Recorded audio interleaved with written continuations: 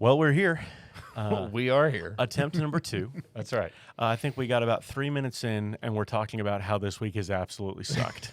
And then our internet died. Yeah. So we are now recording this. This will not be live. Well, you can act like it's live. That's right. If you want to tune in. I mean, it's live here. Coming at you live. I see the applause button. Yeah. We're live. There's one. You don't have headphones and you can't hear it. Yeah. They're there. I promise you they're there. Hey, I almost said Fire and Grain. Yeah. We're not there. We're This not. is a Smoke Bake Sear podcast today. We may rename it tomorrow at this Yeah. point. The week of all weeks, the Mondays of all Mondays, even though it's Tuesday. Yep. But hey, we're super excited because we have someone super special in the house, Mr. Bobby Oliver. Give us a nice big smile. Hey, big old how's it yes. going? There he is looking at the camera. Happy to be here. Hey, Bobby is a valued member of the Hasty Bake Grill community, the Hasty Bake community in general, Yep. The Hasty Bake Pro staff.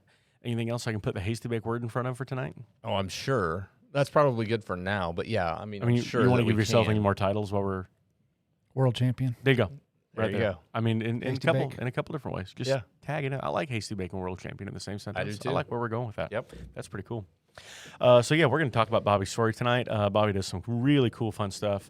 I know you guys see him comment all the time on our Facebook posts and be an active member of that. But it's just he's an awesome ambassador for us, and he's got some really cool stories to tell. So I'm excited to kind of jump into that. Yeah. Welcome. Welcome. Absolutely. I appreciate y'all having me. Thanks, Yep. man. You drove up too. Yeah. We could have done this remotely, and Bobby was like, "Nope, I'm coming up. We're going to hang out." I appreciate you. Which is good because as it would turn out, That would not have worked. yeah. We could just FaceTime, and then we could film ourselves FaceTiming and show how. Right. Yeah, that's great. Hey, let's do a recap of a couple different things. We Okay. just got back this last week from probably our largest event that we do at Hasty Bake as far as like a marketing activation. Yeah. And that is the Steak Cook-Off Association World Championship down in Fort Worth. Yeah. Where we got to hang out with Bobby for almost a whole week. Yeah. 3/4 of a week. And all the rest of our pro staff.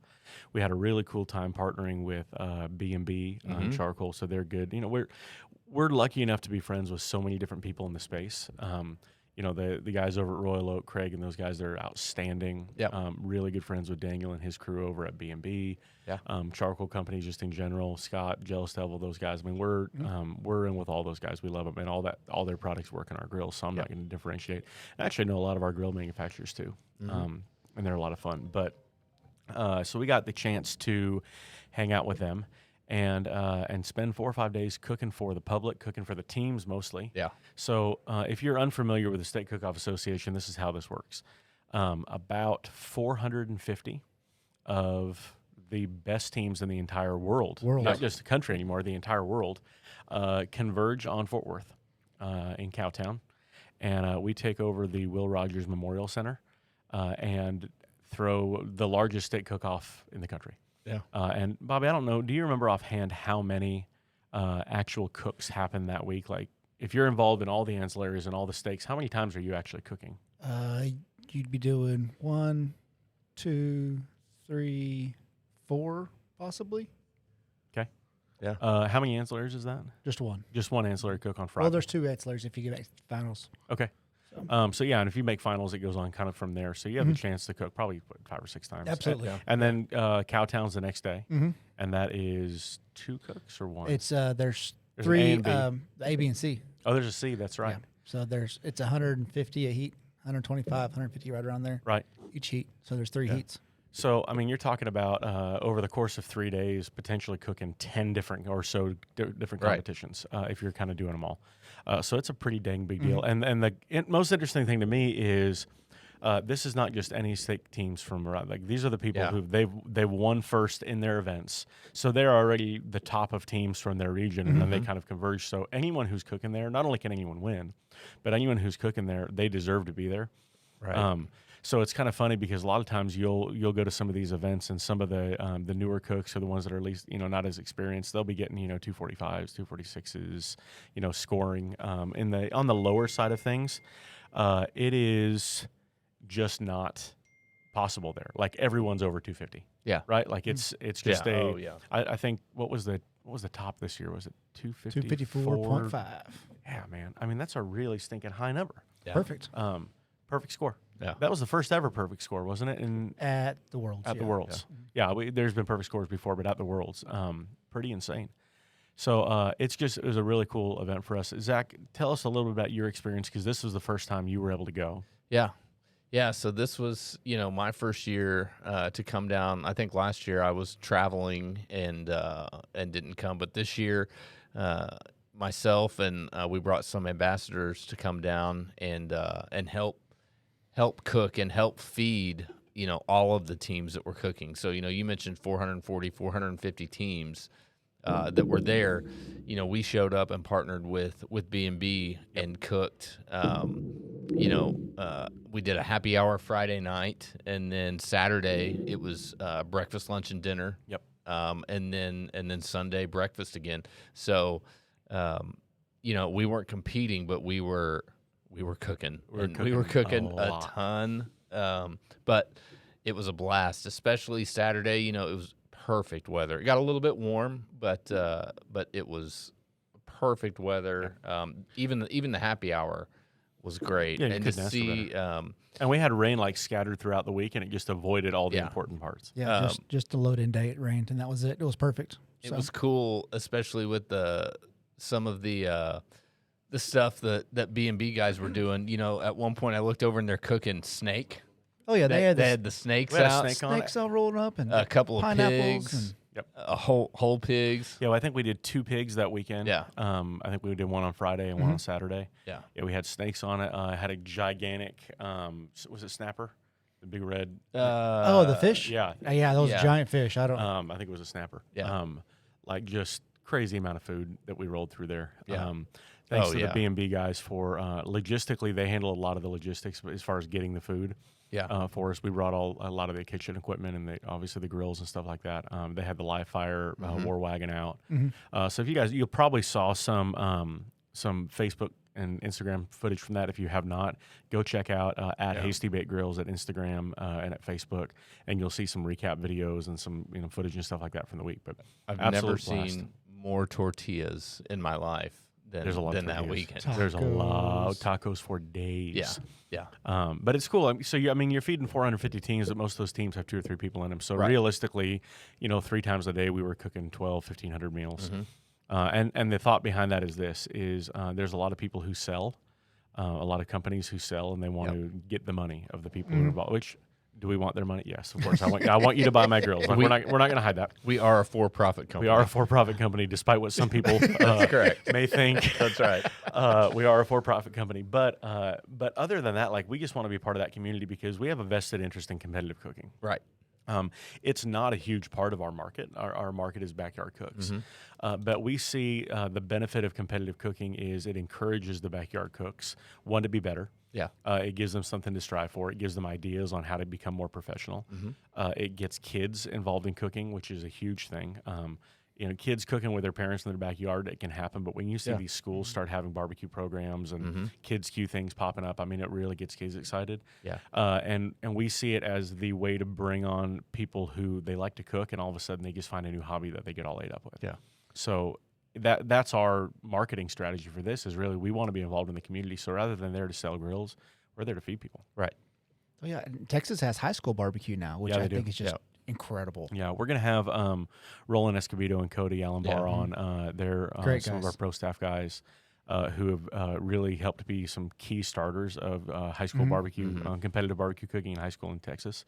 We'll have them on here in a little bit. Their teams are just tearing it up. They won. Got great coaches. They won World Food Championship Kids Barbecue. They outstanding years. Their coaches are killer. We were able to get them a slew of Hasty Bake grills this year. I saw that. So what was really cool is we have people that they turn in their grills, they buy a new grill, and they want to basically recycle their old grill, and we can't do much with those. Depending on the condition.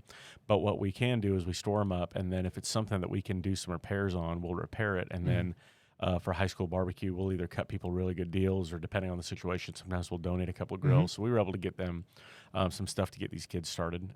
That's great. So we just love that. But that's one of the reasons we do the SCA Worlds thing is people go there to sell, and we want to cook for folks because you guys are kind of tied down. Right. So the whole time you're busy. there, you're busy, running around. You got different, cooks meetings you got to go to and turn in times and everything. And there's some food around, but it's not like there's food trucks lining this thing or a bunch of restaurants or anything like that. So the idea is like, what we don't want is for you to have to focus on competitive cooking and then stop and make breakfast or make lunch or make dinner. Yep.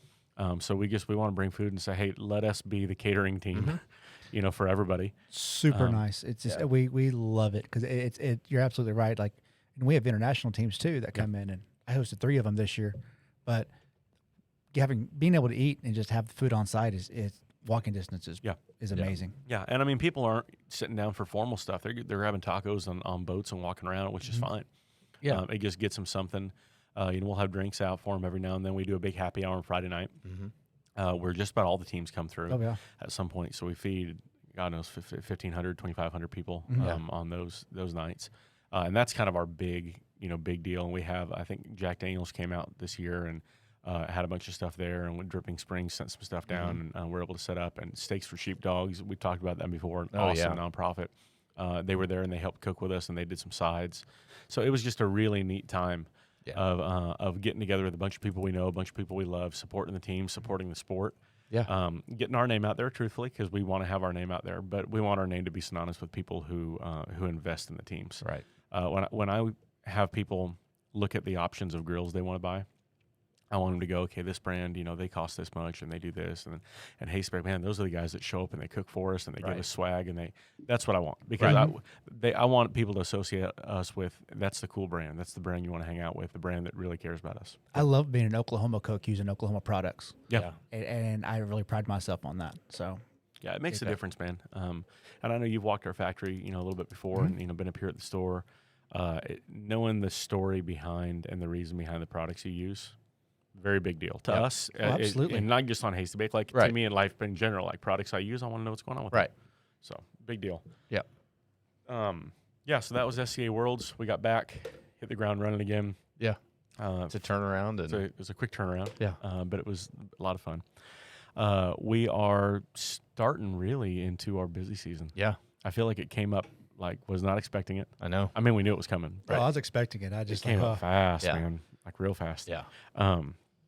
One of our first big events that we're doing, Zach and I are heading up to Kansas City for a new kind of venture for us. So why don't you tell us a little bit about high limit racing and our involvement in that? Because some of you guys might have heard some buzz. There's been a lot of Facebook, social media posts about this. So this was an opportunity for me to marry 2 of my very favorite things. One being Hasty Bake, and the other being sprint car or dirt racing. And we had an opportunity for us to be a sponsor for the series, or with an associate sponsor with the series, and kind of, like I said, marry those 2 things up. And so we got that done, and with that, we really want to go show off the grills and everything out to a kind of a new market, probably not a complete new market, but it's a market we haven't really forayed into. Yeah. And realistically, this is kind of a little bit of a new market. Right.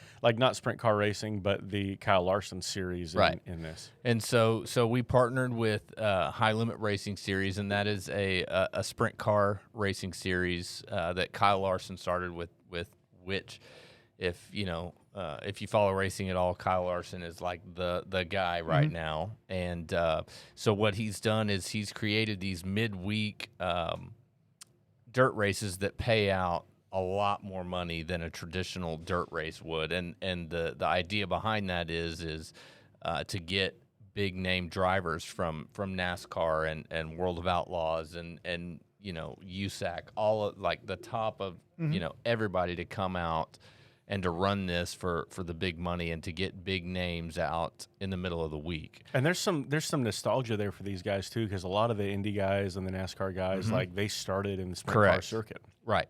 Yeah. So you've got guys, a lot of these guys, like you said, came up through this world. Now they may not run it full time anymore, like Kyle Larson and these other guys, but they still have a passion for it. And so that's what they've done is, it's essentially like a bunch of guys getting together and going, hey, let's just go have fun, except they're racing for $50,000 that night. Which, heck yeah. So $50,000 that night, like what's a normal pot like on a Saturday race for some of these guys? So, it depends. So kind of the top of the top of the heap in sprint car racing would be the World of Outlaws. Right. And they run. I mean, they'll run 2-3 shows a week. They run all over the country. And they hit some. There are a few races. You've got the Knoxville Nationals and the races at Eldora, things like that are bigger races. But you're generally not running for $50,000 to win for the night. So this is something that there's a lot of exciting partners that are a part of this. A lot of big names in racing and stuff like that. And so it was a really cool opportunity. Yeah. That I'm just happy and thankful that I was able to bring to the bring to us. And because it's a new series, like we were able to kind of really luck out and being a part of it from the ground up. Yeah. So yeah, we're excited. So we're going to be up in Kansas City April 11th. Yeah. With Bobby Oliver. Bobby's going to come hanging out with us. Yeah, that'll be fun. I'm just excited to put both of you next to a 410 sprint car and let you just like feel it. Smell the exhaust. Well, you can smell it, but I really want you to feel it. But yeah. The aroma. Yeah. Yeah. But so we're going to go up there. We're going to take the trailer. We're going to cook. We're cooking for the teams and for their and the crew and the drivers that weekend, and just kind of be So we're sponsoring the commentary booth. So it'll be the High Limit Racing Hasty Bake broadcast booth. Yeah. And we're very excited about it. So not a world we normally run in, but kind of fun. So if you are into that world, if you're into the racing world at all, I sure am. He sure is. Yeah. If you would give High Limit Racing a follow and keep an eye on that, we'll have some bunch of lives and stuff like that. Oh, yeah. Media that comes out of that. It'd be a lot of fun. Yeah. Hey, let's talk Roughneck. Oh, okay. It's pretty. If you are Zach doesn't want to talk Roughneck because Zach talks Roughneck. Zach handles our customer 24/7. service.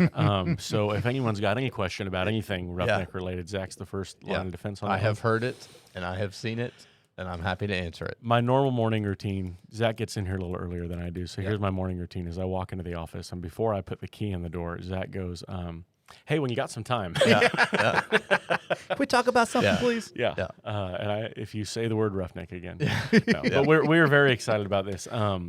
It is I want to say it's a new foray for us, but it's actually not, because this is really cool. If you look back, I don't know if you knew this. If you look back over the history of barrel smokers, do you know who the first one to develop? Now, I'm not saying like Backyard Joe in a trash can, but the first one to develop a commercial barrel smoker, that was us. Yeah.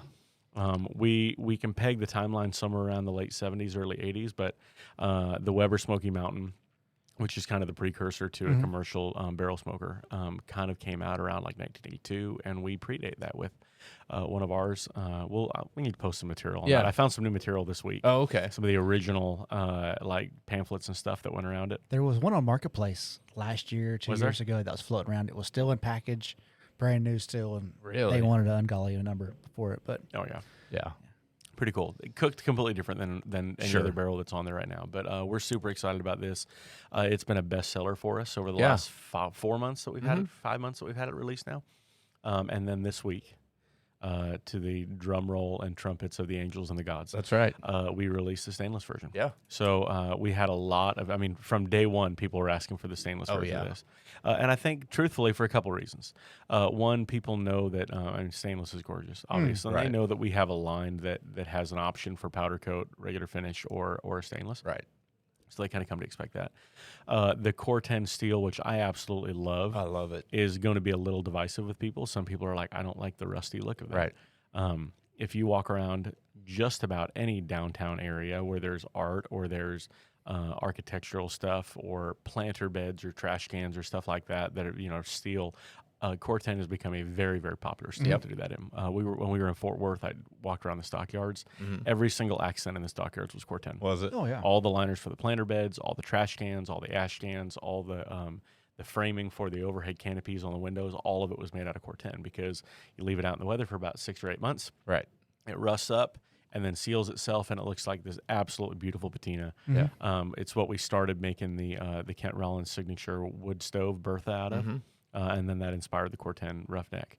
But there's some people who are like, I just want something shiny. Right. I want it black or I want it shiny. I don't necessarily want something rusty. So we heard you. Yeah. And about a couple months ago, I guess, started developing what would be the stainless Roughneck, and it's the exact same thing. It's the same size, operates exactly the same way. They cook exactly the same way. but it's made out of 304 stainless. My favorite part of it is the mirrored trimming that we put on it. So the vents and the logo on the front are number 8 stainless mirror, which is completely reflective. Yeah. When we had it out in the grass at Worlds, it looked like they were camouflaged because it was reflecting the grass that was below it. Yeah. Mm-hmm. It's actually hard when we were doing the promotional video for it. You had to make sure you were not in the mirror as you were filming it because it kept picking up pictures of the camera or whatever as you were going. I want to mix the mirror with the Cortana. So I thought about that. I thought about that today. I'm like, what would happen if we put a mirrored vent on a Cortana? Like, someone's going to ask for that and want to buy it, and now we can blame you. Yeah. So thank you for some that. red wheels, some country club it up, you know. There you go. This guy right here. I know. I'm telling you. Yeah. Wait, well, you're going to get this customer service calls on this. Yeah, you realize that, right? What did Bobby say the other day? The people that cannot figure out how to undo a bolt and put a new bolt on, Yeah. they're going to call you when they're trying to get mirrored vents on their Cortana Roughneck. So congratulations. Yeah. Thank you. Bobby, make sure he's got your number. Yeah, I was just going to say, just leave that email so I can just forward that right over. If you haven't seen the video or seen the link, that grill's starting at $19.99. And it is available now. It'll ship out within the next week and a half to 2 weeks. Yeah. We got them in stock. It just depends on getting them out there. One cool thing about that Roughneck though, that's pretty neat is we're now including an ash pan with them. Yep. So not on the Cortana model. The Cortana model is, it's very obvious. We're not going to hide it. It's a stripped down model. Yeah. I don't want to say budget friendly because it's a high end grill. Right. But it's kind of the more economical model. So if you want a wheel kit, you can buy a wheel kit. It doesn't come with it. Buy a thermometer. It doesn't come with it. Buy that extra cooking rack. It doesn't come with it.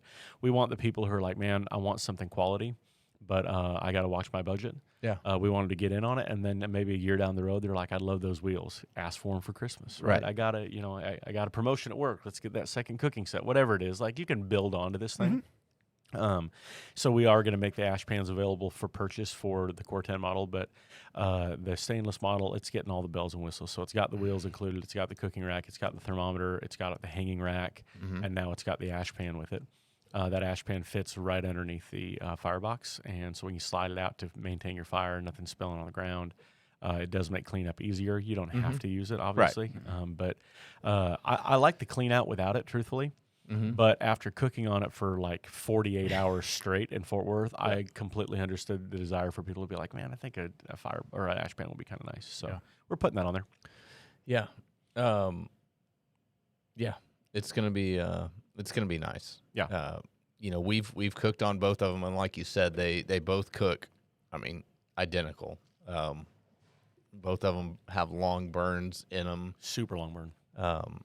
And they're great. I mean, you've cooked on them quite a bit. Oh yeah, quite a bit. Yeah, I got to play with it at the American Royal. Yep. And then at the Houston Rodeo, got to use one up there too. Yep. And yeah, you've got it dialed in, for sure. They're nice. You got a couple of them now.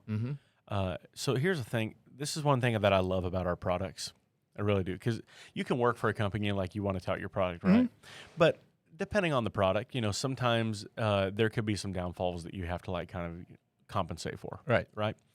I love that like I can still be blown away by the products that we make. Like it just is what it like. When I have a Gourmet Pro on my back porch. When I throw food on that Gourmet Pro, I can light that fire and I can walk away and not worry about it for 4 hours. Really? And come back and know that thing is going to be $290 where I locked it in 4 hours ago. Yeah. Don't have to worry about it. Go run errands. I know the size fire I put in it. I don't have to spend extra time doing it. I just know it's going to work, and I never doubt it. Yep. And then every time it works, I'm like, freaking Hasty Bake, man. Yeah. Like it's a machine and it just goes. Yeah. So this Roughneck is like that. It's blown me away every step of the way. We started tweaking it. We started designing it. Super happy with it, obviously, from the get-go. They just They just keep going, and it locks in. Yeah. If you need to raise it up, it's super easy, and then if you need to shut it back down, it's almost like follow instructions. They learn, like it's AI. Yeah, like they learn how you control it, because I can go out there and load up my Gourmet, and every time without I'll have to do something different. Otherwise, it's just going to go to 275 and sit there. Yeah. It's like, hey, Zach's here. Turn me on. Yeah, exactly. It's like it knows. Yeah. Exactly. And the same, and I think there's a habit of it, like how much charcoal you dump in, right? Whatever that is, because it's going to be different for everybody. Where you light it, how long you leave it open. Yeah. But like I never walk out and I'm like, oh my God, it's at 450. No, right. Because it's where I wanted it to be every single time. So we cooked. We did some pork on it this last week on the stainless one because we were shooting some video for it. And we rolled it for I think 5 or 6 hours at 300 degrees. Yeah. didn't vary 1 degree. It was right at 300 the entire time. Walked out there, pulled everything off of it, closed the vents, all the vents on it, locked the hinges down, and went back into my office and walked out 20 minutes later, and it went from 300 to 110 degrees. Yeah. It shut itself down. Yeah. There's no charcoal grill that shuts itself down like that. No. But I guarantee you, I probably could have opened those vents up, shaken that firebox up a little bit, would have been right back up to 300. Yeah. And would have been able to roll. Well, there are grills that do that, but I wasn't able to hear the sales pitch about those grills. So let's talk about that for a minute. We almost lost Zach this week, guys. It was tragic. That was last week, 2 weeks ago. It was 2 weeks. It was scary. But you know how you watch these movies, right? And people get abducted, over in Europe, and it's all scary. And then they send the photo of the guy. The proof of life. The proof of life photo, right? We got a proof of life photo this week from Zach, and it was him at a Costco in front of a Traeger booth. No, it was the Home and Garden show. Oh, I thought it was Costco. No, it was Home and Garden show. So Home and Garden show, but he's in front of the Traeger booth. And I need you to tell this story because I was rolling. Yeah. So, one of my favorite things every year is my wife and some friends of ours, we love to go to the Home and Garden show. And, I've been married for quite a while now. Spend money on things you didn't know exist and that you now need. That's correct. Yeah. But, I've been married quite a while now. My wife pretty much knows how I'm going to act in certain situations. And so, we love to go to the Home and Garden show, but knowing that, there's a certain other grill manufacturer there that has a giant booth. And Traeger. He's talking about Traeger. Just so we're all, it's Traeger with a T. They are on the New York Stock Exchange as, what's their, is it BBQ? I have no clue. I didn't know they were on Stock Exchange. This is when you need a Jamie, right, Jamie? Jamie. In case anyone's wondering, Jamie, our Jamie, is Jeff Edwards behind the control panel over here. Okay, I'm going to NYSE Traeger. Well, while you're looking that up. It's COOK. Oh. Which, if you didn't need to have a bigger head than you already have, using the word cook as your sorry, it's Traeger. So, Screw those guys. I'm always interested into hearing, somebody's sales pitch. Mm-hmm. But over the years, my wife has not liked me being a part of the being a part of harassing. Yeah, goading, flexing. Yeah, because usually I'll let them get into their spiel about everything, and then I let them know, why they're wrong about their life choices and everything else. So this year, I was leaving for Worlds the next day, and so we got there, just after work, but it closed down at 8, and so we're trying to book it through the whole show and everything, and I get my cold beer. I'm walking through there. I think it was the second cold beer. And we're walking through, and I see it. That's pertinent to the conversation here. And so I see it, and I just start making a beeline for there. I leave the group, and I'm going, and I hear my wife. How you can, even in a crowd, when your wife is the one that's like getting it's at you. Like when your kids in the nursery at like church or something, and you're like, oh, that's them. Yeah, you can hear it above anything else. So I turn around, and she says, they don't want to hear your bullshit. So to which you replied, well, so I was there. Like I'm there. Like the guy's looking at me, I'm looking at him. He's seeing dollar signs. Yeah, and all I can do is turn around and just grab my phone because they've got like a little one of their little Traeger signs sitting there, and I just snapped a picture. And so you didn't actually stick around for the sales pitch. I did not get the sales pitch. It's tragic. I know. We should have filmed that. I know. I wanted the sales pitch. We have the picture. We have the proof of life. We've got the picture. So he sent that to us. Yeah. To which immediately that turned into something fun. Yeah.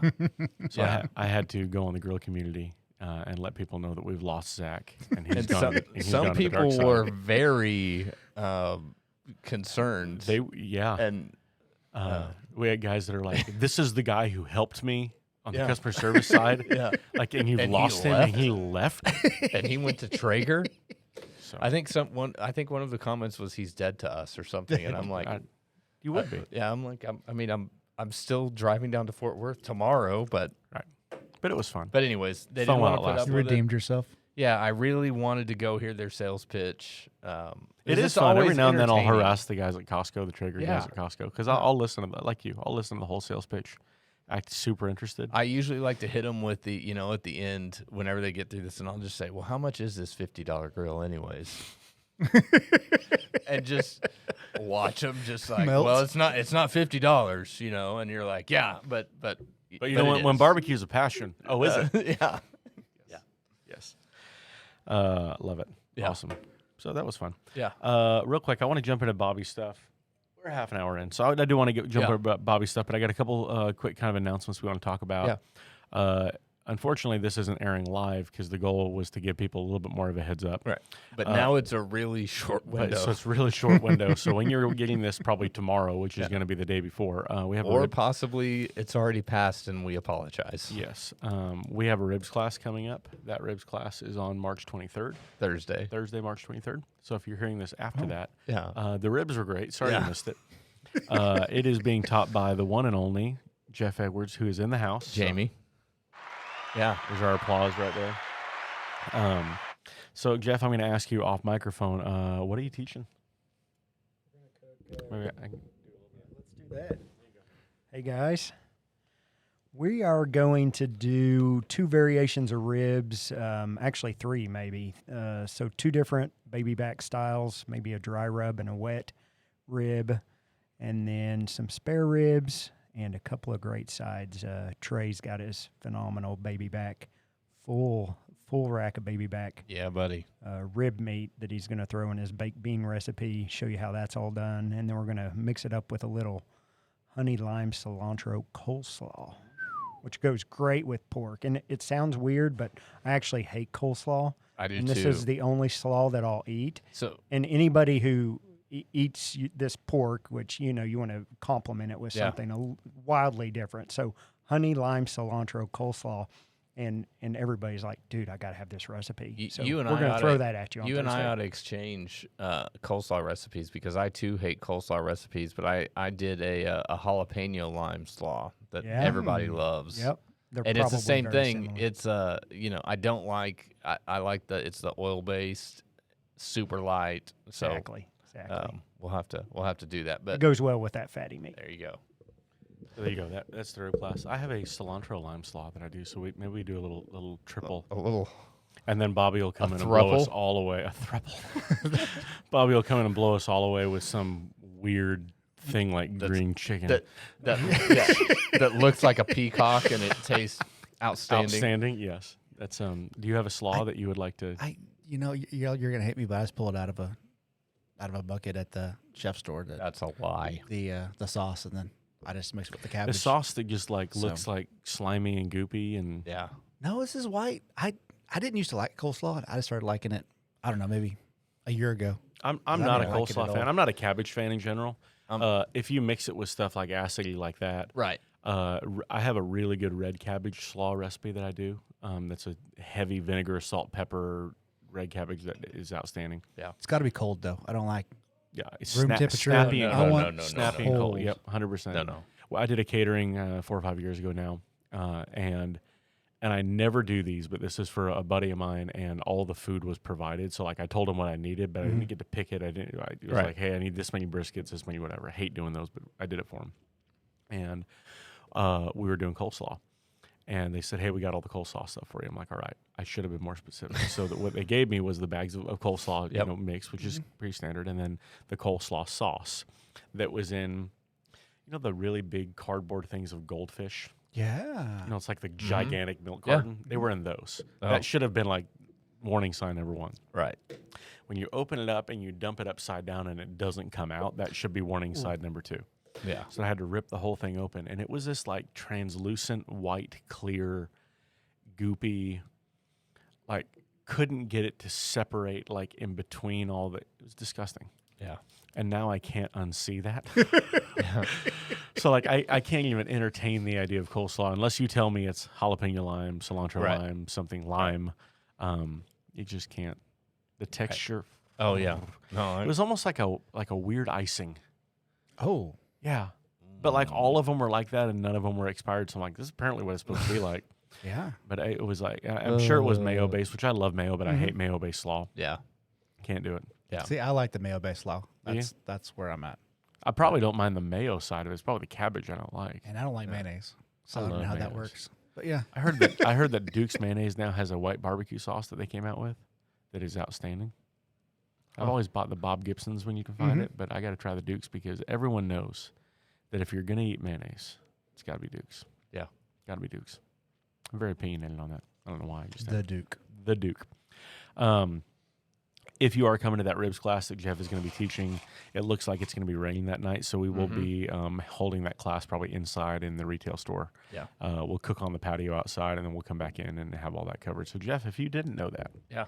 Breaking news. Breaking news. Only to Jeff. They'll let you inside? We will let you inside for that. You still have to pee outside. That's right. But we'll let you in to hike the leg up. Don't pee on that roughneck.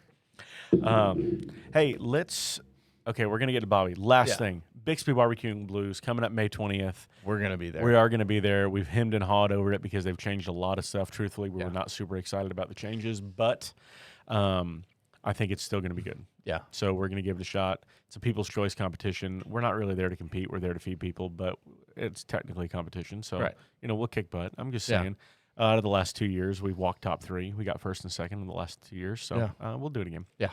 It'll be fun, though. So May 20th, Saturday, May 20th, Blues Band's playing. It is at what's the name of that park? The park right there by the river. Washington Irving Park. Irving. Thank you, Jeff, in the clutch. Yeah. Jamie. Washington Irving Park in Bixby, May 20th, Saturday. I think it's like 11 to 1 is the people's choice. So, but there's bands playing all day. There's other food trucks and everything. So make plans to come out and join us on Saturday. Yeah. Come hang out. I think people's choice tickets are like 10 or 15 bucks, and you get to try 40 or 50 barbecue samples. Yeah. It's pretty good. Yeah. Bobby Oliver. That's me. In the house. He's there. In case you missed him and you didn't recognize him, because he's not Zach and he's not me. He is the one who's bringing the sex appeal to this podcast tonight. Yeah. Bobby, tell us a little bit about where you're born and raised, where you work. Give us some background so we can color in all the fun little spots. So I was born in California, which is a little I didn't know odd. this. We're kicking off on a cool note, right? So my dad was a Marine, so we traveled Pendleton? a lot. Yep. Okay. Lived out there till I was about 10, and then moved to Oklahoma when I was 10, and that was a culture shock. Yeah. Right after the first Gulf storm, and that being a Cali boy and going to Oklahoma. Yeah. They said we talk funny, and I thought they talked funny. Yeah. Yeah. Do you remember much about being in California? Oh yeah. Okay. Yeah. We had a beautiful house. It was right off the hill, and you could see the base, and the ocean was and the highway was right there, and you could see it. There was a flower farm on one side and the mountains on the other side. I know, right where you were, buddy. It was gorgeous. It's a great area. Yeah. Sano. Yep. So. Yeah, beautiful. We used to surf San Onofre when I lived out there all the time. It had a nuclear power plant. Sounds funny if you're not from there, but nuclear power plant right there was a great break, and we would surf Sano all the time, man. So great. That was it was really cool. That house would have been $1 billion. Oh yeah, with the view, but it was right there on base, so it was perfect. Love it. So he came out to Oklahoma, got stationed out here, or how did the no? So he tore up his knee, and right after the war, and so we got discharged. And we moved to Oklahoma. But why Oklahoma? We inherited a bunch of land. Cool. And that's moved a good reason. Yeah. And moved to Stillwater in a little bitty town beside it called Ripley. Yep. The booming metropolis. Oh, there you go. And graduated with the biggest class of school history still to this day. 15? 50. 50. Okay. I didn't give it enough credit. Yeah. I did not realize how booming Ripley was. Yeah. Well, the rest of the classes are smaller now. Yeah. But we had 1 year, buddy. We had one good run. 1 year. Should have been there. No, it was a fun little town though. But and then I started cooking at the Tumbleweed. Really? I went. My brother was a DJ there, Yep. and his roommate was the bar manager, and they told me if I could drink free beer if I came out and cooked. So I cooked. Yeah. And got free beer. That's really priorities. We know where those are. Oh, absolutely. So Bart Town was up there, and he helped do all the catering, and he had 2 great big Oklahoma Joes, big old trains, and we would cook for all the performers. Hank Williams Jr., Willie Nelson. Yeah. We fed them all, and then did calf fry and stuff like that, and that's where I fell in love with barbecue. Was watching Bart, and he cooked, and he really lit a fire on me because everybody said, "Oh, how good his food was," and I was like, "Hey, I want to be that guy." Right. Yeah, of course. So I love it, man. I love the tumbleweed. I do love me some tumbleweed. I haven't been out calf frying in quite a while. I feel like I couldn't do it anymore. I don't want to do it anymore. I'd still do it for the right show. I'm too old now. I got a good tumbleweed story to tell you. Come on. Off mic. No, apparently can't tell you. Yeah. I almost got kicked out of Tumbleweed one year. That's where I know you people. from. There's a lot of people that almost got. Apparently, knives and boot flasks are not frowned upon. Not frowned upon there. Yeah. That's, and having words with the security, you're not going to get very far with that. No, one. No, that was great. No. So, what was your introduction to Hasty Bake then? Because they were cooking on the big Oklahoma Joes back then. Yeah, it was all offset back then. Yeah. Well, I started cooking SCA, and we made it to the first state championship about 5 years ago, and it was held here at Hasty Bake. Yeah. And that was really the first time I really saw Hasty Bake, and I was just really impressed by it. It was an Oklahoma company, and I didn't know there was grills made in Oklahoma. Right. Yeah. And we got to see the factory, and it was toured. We toured the whole place, and everybody was just really nice. And then I got really interested in the product. Yeah. So I guess we kind of jumped over that because I wanted to talk about how you got into SCA because that's probably a bigger story. What was that introduction? Because, I mean, going from cooking restaurant style backyard to competitive cooking is kind of a big jump. Well, everybody says you have the best barbecue. Everyone says you're the best cook. So I wanted to do some competitions. Yeah. I had a brand new daughter, and cooking a barbecue comps is a little expensive. Yeah, it is. Yeah, buddy. I ended up taking Travis Clark's class. Yep. And he was talking about how much fun SCA was, which is strange, but he kept saying it multiple times. So I said, all right, what is this? So I checked it out and started doing a steak comp. We found it was only $150 to do it. Yeah. And it was a few hours. So my wife and I went, and we used it as a date. So we dropped the kids off with grandma, and we went and cooked our first one at Shawnee. Really? And it was Fire Lake or yeah, at the Fire Lake. Yep. It was so cold. It's always are they still in January? They aren't doing it anymore. So after COVID, they kind of just stopped. And no, they're not doing SCA. They still had an event though, didn't they, this year? I don't believe so. Oh, bummer. Okay, that was a good event, but it was always cold in January. The sure. year before that, they did the KCBS Backyard Championship. That's right. And then a big double KCBS. After that was always kind of the kickoff to the year. Was Fire Lake. It was kind of warmed you up for everything else. And Shawnee's only about 10 minutes away, so it wasn't traveling. We went and it was a lot of fun. So you got bit by the bug. I did because I got to walk my first time. So nice. And that was back when they were paying out to 15th place. Yeah. So I think I got a 14th place steak. So I was like, hey, this is awesome. Take it. Yeah. I was like, I am a pro. Right. Yeah. You're like walking up there, See, strutting. babe? Yeah. like a peacock. Just yeah. That's awesome. I am the best. Yeah. There you go. That was great. That's funny. I love it, man. So you've kind of jumped around a little bit. So you did SCA. You still continue to do SCA. Oh yeah. As recently as 2 weeks ago. Probably sooner. At Woods? No, I guess SCA wasn't last weekend. That was barbecue. It was 2 weeks. Yeah. But you've jumped to SCA. You've done some barbecue stuff. You do a lot of ancillary stuff. See, I love the creativeness of ancillaries, and being able to just create strange things and beautiful things instead of, just putting sauce on something and turning it in.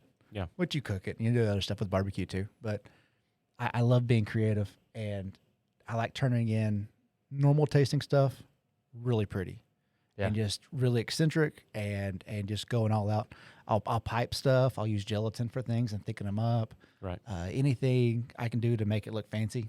Yeah. I really enjoy that part. It's neat because they give you very basic parameters. Yeah. And then they let you go. Oh, absolutely. And those are the best. Yeah. Don't give me rules and give me very few rules, and I will push those few rules and just go all the way. Right. I love it. Yeah, it's funny. Over the years, I've watched them have to tighten up on ancillaries because people would. And for anyone who doesn't know, ancillary is basically if you're, and this is in barbecue and in steak, if you're not cooking a steak, if you're not cooking like one of the 3 or 4 proteins, depending on whatever competition series you're in, an ancillary would be like a side dish, a hot dog ancillary, a hamburger, or whatever. Like they give you Margarita, a basic Bloody Mary. margarita, Bloody Mary. Like they give you a basic guideline. Over the years, they've had to tighten those up a little bit because they'll give someone, say, it's a hamburger, right? And there will be almost nothing that resembles a hamburger on that, except it kind of looks like a hamburger, but there's nothing like it's not bread, it's not meat, it's not what it goes crazy. So finally, they've said like, okay, something has to be the star of the show, and they've kind of had to narrow it down, which kills a little bit of the creativity, but also probably makes the judging a little bit more fair. I've put music boxes on Bloody Marys. I love a good Bloody Mary competition. With a music box. It played music. It said I could pour you a drink. If you're not having a Bloody Mary with a Bluetooth speaker in it, like what are you even doing? Right. You know what I mean? 2 racks of ribs on them before. I remember that one. I was there for that one. I've done turkey wings. Literally wings. Yeah, 2 turkey wings with a turkey leg in the middle of it. And that thing was... It was massive. I don't know. It was huge. Yeah, it was gigantic. I put a fountain in one before So with a pineapple so that it sucked the fluid out the middle of it, and then went up a tube and then down in case you're wondering, that had a pump with it. Oh yeah, a pump and a little lithium battery pack. I've always wanted to go do a Bloody Mary competition. So I have some family, and they are florists, and I've always so they can take stuff and and make these beautiful arrangements with flowers, and I'm like sitting there watching them, and I'm like, man, I'd love to get him sat down with a Bloody Mary and just be like, here's everything and the kitchen. We can use the kitchen sink if you'd like to use that in any way. But I love seeing the stuff that people come up with at Bloody Mary competition. I hid the battery pack in a loaf of bread, a little roll that I could cut the back out of it, and pulled all the meat out of the bread, and put the battery pack in there. And that's amazing. There's the Shed Showdown down in Mississippi, Ocean Springs, Mississippi, throws a massive Bloody Mary competition every year. It's impressive. It's to me, it's the most fun thing. I don't even like Bloody Marys, but it's the most fun. Really, sorry, can't do it. Tomato juice, not a thing. But it's the most fun thing for me to go down there and watch all this. One of the interesting things about Bloody Mary contests is most of them require the Bloody Mary to stand up under its own weight. Yes. So, like, you can have something that's 5 feet tall, but it has to be held up by that damn mason jar. Yeah. Yes. So the engineering that goes into the balancing, the structures, the ballasting. I mean, it is literally a feat of engineering. Yeah. How these guys get some of this stuff. They're like, no one breathe around it. Don't look at it. I saw a whole roasted turkey on top of one. That's crazy. A couple of years ago. There was a whole pig on one. It was a little piglet, but it was on top of one this year at the Shed. That's crazy. There was one that was shooting fireworks. Mm-hmm. Saw that one. There was the volcano, which you had the pump with the thing. Dry ice. Yeah, Judges don't like the dry ice. No, they're not a fan of it. It fills up the tent. They don't like. It's not as big of a fan. It's frowned upon. So the way they normally judge these is you have 2 entries. You have one that they base on appearance and one that they base on taste, because ain't no one tasting that one. Correct. Which that's the thing that sucks the most, is you put all this energy and effort into all this food that's on top of this Bloody Mary, and then it gets thrown away because it's been sitting out for 8 hours. The judges snack on those. Well, I've gotten them back, and they're just... No, I agree they do. Should they is a different thing, because I've seen, there's been times out at the Shed where that stuff sits out there for 6 or 8 hours, and then I see someone munching on a chicken leg, and I'm like, sir. buddy, okay. Yeah. It doesn't kill you. It makes you stronger. It's also funny, sometimes people just phone it in, and they walk every single time. Oh. I saw one where a guy, I think he took 15 Big Macs and just piled them all together into one massive Big Mac. And he got 3rd. Yeah. I'm like, are you looking down the line at guys that drop $400 on guys all the walking out with his whole bird just... They regularly cost $100 to $200 when you're doing this stuff. I was walking around the store with Will last year at the Shed when he was getting his stuff, and I think he dropped $120 on it. And he went pretty simple with it. Speaking of dropping it, that would be a bad deal. Don't drop it. I have seen it. I've seen, that's not good. Or they'll put it on the table, and then you'll have a gust of wind. Yeah. And it's like dominoes. That's why you have a trailer and you hold it. But yeah, man, I had a dog eat my ancillary one time.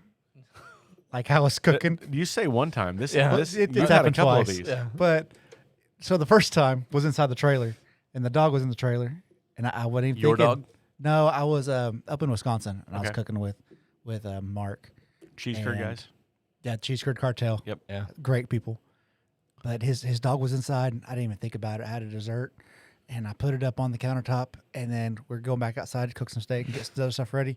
I come back out there, and I had all these chocolate-covered strawberries that I had dipped each one of them, and then drizzled the top of them, and they were beautiful. But I pulled through. I redid it and took first. Did the dog survive? I was going to say, where did you bury the dog? People say they're bad for the dogs, but they bounce back pretty quick. He's like, they're like the kids. Chocolate wasn't nearly as bad for the dog. Dogs lick their butt. I mean, it can't be that bad. Chocolate I'm sure it can't probably be as tastes bad great. I'm more concerned about what happened to his yard when they're all said and done.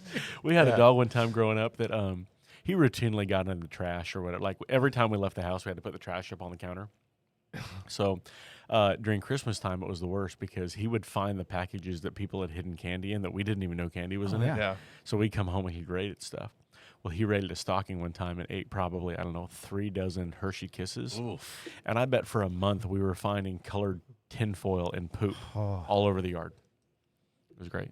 No side effects. I don't know if I buy the chocolate and the dog thing. Not getting him. They probably should eat a couple pounds of it. Did you have one eat a steak as well at one time? No steak. Or was it all ancillaries? No, it was all ancillaries. Okay. Another one was in Florida, and I had flown out there too. So, lesson I need to learn is don't fly. Yeah. And stay away from that dogs. was the one you took the HP 250 and the cooler in, wasn't it? Yeah. So you can take an igloo cooler. I remember that. I wanted to fly with my Ranger, and I bought a Pelican case and everything, and then I found out you can't fly over 50 pounds, or they charge you a lot. A lot of money. You might as well buy a grill and have it. And then the down. size of the Pelican case was way too big too, and it was going to cost $250 each way to fly with this grill, and I was like, I can't do it. So we figured it up the size, and I got an ice chest because it was way lighter. I took my 250, flipped it upside down, took the legs off of it, and you can put it upside down in a igloo cooler. In the cube. Yeah. Igloo cubes. I think there's a couple of New Zealand guys at SCA that did that this year on the way home. They bought them and they did the cube on. I don't know how they survived, but we'll see. So you can put it upside down, and you take a ratchet strap, and you do right in the middle of it. And that's some redneck stuff right there. That's right. It was a road case, but I mean, I couldn't. It's got wheels and everything on it. It does. It had a wheel handle, so I could pull it. I didn't have to drag it everywhere. Yeah. We used to ship when I used to work in production. We would ship equipment all the time in big igloo coolers because road cases were super expensive and they get damaged all the time. Yeah. So you take packing blankets and igloo cooler. So you put all the gear, camera gear, whatever it was. You'd ratchet strap them up and you'd ship the cooler. Yeah. You could ship it FedEx or you could take it on, do the plane check. And it was always a great way to travel. The coolers would get beat up, but they're $100. Right. Right. So yeah, it's a great way to travel. Yeah, so I still get messages about that, but that's so fun. I love it. What other competition disasters? Compositions? Yeah. Anything else memorable that? Oh, disasters. I try not to have the disasters. So I did sushi one time. That it was a rice ancillary, and I don't know anything about sushi. I'm from Oklahoma. I mean, I don't. So I was going to do a brisket, jalapeno, cream cheese, sushi. So I would love that. I would love that. I think they call that the Oklahoma roll. Welcome to Oklahoma. That's kind of where I was going with it. I wanted cream cheese and a little bit of jalapeno. That sounds amazing. And then some brisket. So I had chopped up brisket already. You guys want to go get sushi? I was like, do we have any here? Or no, I didn't bring any. Well, you shouldn't mention it if you're not going to bring it. You didn't turn out right. I bought the roll. I mean, I had the mat. I had a sushi knife that it came with the kit on Amazon because you can buy anything on Amazon. That's correct. Hold on, wait a second. Ching, there we go. And you think you know you can do it. Yeah. And I never practiced it. I'm like, I watched a few videos. Just wet the rice down, put it in the steamer, rolled it up, started slicing it. No, just shredded. Fell apart. Just shredded. Like it was just horrible. So I took some cups and I mixed it all together and I put it in these little cups and then I filleted some jalapenos and twisted them up and make them look pretty on top of it. And I took third, but and that's the disaster. I think when it falls apart, don't we call that a poke bowl? Yeah. At that point, like isn't that where you just throw everything into a bowl? You're like, this is intentional. Where's the soy sauce? That's what I did. I just stirred it all up in a bowl and put it in there. So my wife was looking at me like, "What are you gonna do?" And I'm like, "It's the only thing I have." Right. Well, we're about to make lemonade. We're gonna turn this in. Right. If it hits, it hits. Who knows? Well, I mean, you're in Oklahoma, so it can't not hit. I mean, we were in Arkansas. Oh, but well, yeah, even better. So they only have to eat with one tooth. So it was soft. See, there you go. We were talking about racing earlier, and Bobby is here and looks like a NASCAR driver. NASCAR suit? And I love it. So yeah, turn to the camera a little bit that way so they can see the lineup of. So especially over the last really, I don't know, couple 3-4 years, sponsors are really becoming a huge part of. It's been around, but the more that we get into the competition world, the more we're really seeing it about about having sponsors and things like that. And so what kind of I know you've got a whole bunch of brands, obviously the most important one's on top, but you've got a whole bunch of different people here that support you. Absolutely. You've got a whole bunch of different people that support you on here, so just kind of walk us through like with Royal Oak or any of them, kind of that process of. Well, and before you do that too, so I mean, you cooked for a while just on your own without sponsors. Oh, absolutely. What was the driving force to say like, hey, maybe I want to do this at a level at which I can get some sponsorships? I still remember it. It was 5 years ago. I was on the couch and we were looking at SCA cooks and we just started cooking a little bit and started getting some Facebook friends and stuff. And I saw Royal Oak delivering charcoal to people, and I remember sitting on the couch and with my wife, and we're going through there, and I'm like, how cool would it be to be a sponsored cook? Yeah. How would cool to be at that level? You're like, that's it. That's the top. Right? Absolutely. Yeah. And I still remember my first sponsorship, with Cosmo. I got a message and it said I had to cook 15 cooks. And I was like, how in the world am I going to cook 15 contests? What did I just sign up for? Yeah. And I hit the road that next day. It was crazy. You're like, we're doing it. I think I cooked like 60 comps that year. Yeah. But yeah.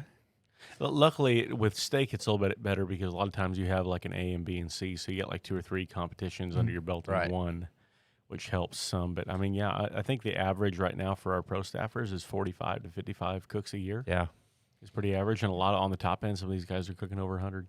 Yeah, the year I chased points, I was doing 80 comps. I think I had 82 comps that year. Yeah, all over the place. So, what was the? Obviously, we know on the Hasty Bake side, what was it? What was like the sponsorship process for you as far as like applying to these and like figuring out who you wanted to work with and like what was the driving? Because we see on the sponsor side, there's a lot of people who come hands out. Yep. Right. Oh yeah. I get it. Like everybody wants something free. Sure. But we had over 200 applications this year, and a lot of them were like, I've cooked 3 competitions in my entire life and I've never walked, but I want a free grill. And they just automatically assume like, well, if I get accepted, I'm going to get a free grill, which sometimes is, sometimes not, depending on what it is. And there's a lot of companies that are just doing seasonings, and that's a lot cheaper investment than a grill is. So, just so we're clear, and he knows who he is. We've got one that I still want to. That should be pro staff that wasn't this year. Are you talking about Dale Earnhardt Jr.? No, Mr. Alexander. Ben. Yeah, I know. Yeah, I know. Chef Ben Alexander here in town sent us probably the most hilarious application for pro staff. And I can't read it. No, because, we can't. But it's slightly racist in nature. But it's cool because he's Korean, so you can go that route. But I advocated for it. He really did. Yeah, it was. When I read the writing I was still remember. top-notch. I was on the couch in tears reading this, and here's the funny thing is about 3 or 4 weeks later, I was talking to him. And I'm like, dude, your application was hilarious. And he's like, what application? I was like, the application for pro staff. Yeah.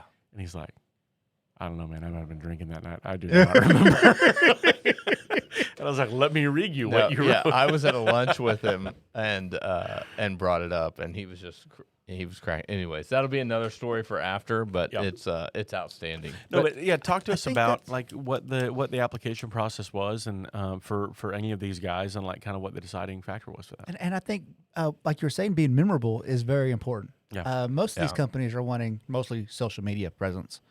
They want you to win, but they want you to be a good ambassador of these products. Sure. And to show them off and showcase them well.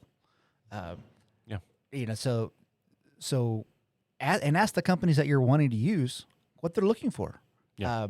I applied for Royal Oak one year and I didn't get it, and I messaged Craig, and I was super memorable. I messaged him and I said, "So does my beard intimidate you?" And he still brings this up. He brought it up 2 weeks ago at SCA World. That's great. And And I said, so what are you looking for? What do I need to do? Right. I would love to be part of Royal Oak. Right. And he messaged me and he said, I said, your Facebook looks great. I said, your Instagram sucks. And keep up the good work. Yeah. And I said, well, my Instagram's a month old. Right. But I said, But noted. Message received, And here's the hashtags that we're looking at. Yeah. So ask your companies what they're looking for and use their hashtags. So that way, when they do pull up the product, and if you're not using the product, you're probably not going to get sponsored by them. right. Yeah. And that's such a key, honestly. I think it was it Blake Kitchens a while ago put a YouTube video out. Blake's one of our pro staffers, new as of a year or two ago, I think. Yeah. Yeah, I think last year. Last year. But he was using Hasty Bake well before he was ever sponsored by us. But he put out a YouTube video that was talking about, like, this is how you get sponsors. Yeah. And the big takeaway from his video was, like, don't go with your hands out wanting something for free. Right. Like, be a user of the product, believe in the product, and then be able to say, like, I want to be sponsored by you because I believe in the product that I've been using. Right. Will Collier did the same thing maybe a month or two ago, put this long, because Will's on the sponsor side. He's DB 180. right. And he's like, here's what I see all the time. And this is what it really takes to be sponsored. And this is the investment that it takes on the sponsor side and on the user side. Really, it's a very symbiotic relationship. Like, I have to get something out of it. You have to get something. If everyone goes into it knowing that, it's a great deal. A lot of people come looking for sponsorship, and all they think is, I'm going to get free product. Yeah. And Oh, no. maybe that is, maybe that's not, depending on the brand. But regardless, like, I as a brand have to get an ROI on what I give Correct. for a product, or That's correct. whether it be money or product or whatever it is. Right. Like, there's got to be an ROI on it. And if you go into it knowing that, and like you said with Craig and the Royal Oak guys, like, how can I be of value to you? Like, how can I help the brand? It's huge, social media. They all want social media. They want to use your hashtags. You're required to make posts. Yeah. You're required to take pictures with the stuff. You're required to wear their products out in public, Right. and be a good ambassador, and help people. And when they need something, if they need you to come cook one a weekend or do something, you're expected to show up. Right. And a lot of companies have different levels of sponsorships. Sure. To where, you have a tier 1 where you get like 10% off. Right. Which still helps a lot, when you're first cooking. Right. And the next one's a little nicer, it's 30% off, and then, your last tier probably would be a professional cook and and getting the stuff, but it's not just, hey, here's this. It's you've got to put in the work for them. Right. Yeah. Absolutely. It's a very kind of tit for tat thing, and if you go into it looking for that, so I'll tell anybody looking for any kind of sponsorship, if you go into it trying to add value to a brand, Right. like, that will be noticed. Yeah. I think if you come to a company or us, whatever, and instead of, hey, I've cooked 15 competitions this year, and Where's my free grill? right, we get that all the time. But if you go, hey, I love your stuff, and I can be a value add to you in these 2 or 3 different ways, then that's a conversation that we sit down and have about a relationship. Right. And what makes you different than the other guy that only cooks 15 comps? Right. I mean, exactly. how do you peacock for them? How do you? What Right. makes you shine? I've got a bright green trailer. Right. I want to stick out. I wear a goofy hat and wear silly stuff. And I like that. So- though. I do too. One of my favorite things, and you probably didn't even catch on to it, and it's not that big of a deal, but at Worlds, so on the inside of our trailer, we've got on our door, we've got stickers from different competitions we've been to, or different teams that have done stuff with us. So we've got all these stickers, and it's getting added to every event that we go to. And so I'm sitting there at Worlds, and Bobby comes in, and the door's open, but and I see him, like he's messing with something, and I'm like, what are you doing? And he's like, I'm pulling off the old sticker and I'm putting on the new sticker. And I was like, leave the old sticker, put the new sticker. Somebody Is the old one still on there? yeah, Oh, it's yeah, still yeah, on it's there. still I on there. was like, leave the old sticker, put the new one on there. So the new one is way cool, by the way. Oh, I thank need to get one of them from you. Have you seen the new one? Oh, it's on Okay. the trailer. Yeah, I I've know. seen it. He sent me a picture the day he got him. He's like, dude, look at Yeah, these. they're freaking cool. Look at, he's got one right there. Got one right there. Put it for on. you. at Put it that. on camera. Show that. To Yeah, look at that thing. not only is that his face, but that is his face with a Hasty Bake behind it. Yeah. Absolutely. And So I'll tell you right now, we're talking about I sponsors. need to get that on. You need to put that on. You're talking about sponsors right there, like that right there. Like, yeah. That is what makes sponsor. I'm not saying everyone has to develop a sticker, but like, But they definitely that's the kind of should. stuff that you do when you appreciate a sponsor. Oh, and Hasty Bake treats me amazing. I love that it's American made. I love that it's made right here in Oklahoma. I mean, that's huge. I said it before. I say it all the time. I like being an Oklahoma cook using Oklahoma products. Yeah, absolutely. I love it, man. Yeah, we had a lot of guys that applied for pro staff this year. Yeah. I mean, some phenomenal people. Like I narrowed down from the 200 some odd that we had before I even talked to the team about it. I narrowed it down to like the top, 90, which was brutal enough on its own. Yeah. And that's when we started like having conversations about like, how do we feel about this person versus that? And it wasn't always like, what's their top standing? Like, are they 18th in the world? Bring them on. Because there's guys on our team that are, 200th, 300th, 400th out of, 2,000, 2,500 cooks. A lot of it was, man, do you see these guys cooking all the time? Do you see them around? Do you see them repping the brands that they like? Like, Are they nice? Are they nice? Like, do you want them on your team? Are you afraid how they're going to act? do they wear a boulder? Fair. I mean, these are questions that we You can't have another Boulder guy. But I mean, No. there's No more guys. Boulder guys. There's guys out there that and I'll be real honest with you. There's guys out there that we followed on social media for a couple years, and I've messaged them throughout the year, and I'm like, hey, keep up doing what you're doing, Right. And please, when Pro Staff pops up, apply for it. Yeah. Because I would love to like do a deep dive and consider you because I feel like you can bring a lot of value. Yeah. And we don't always bring on every single one of those guys. And there's people this year that I had to turn down. I was like, oh, this is brutal. Yeah. Like, I can't have 60 people on our sponsor team Right. list. Like, I know Royal Oak has like, I don't know, 100, 200, something like that. They're a lot bigger company. Well, they're a Right. bigger company, and it's and not to discount at all what they do, but it's less of a spend to ship a pallet of charcoal Right. than it is to do a grill, right? Right. And charcoal is a consumable, and a grill's not. Like, you'll use a grill for 5 or 10 years. Charcoal you use every year. Right. So you can afford, when you have that kind of a product, to send a little bit more out and have more sponsor companies. For us, we can't. So, but it's an investment regardless. Yeah. Whatever the product is. But when you have people that are willing to work and show off and be like, man, I love the product regardless. I'm going to use it whether you sponsor me or not.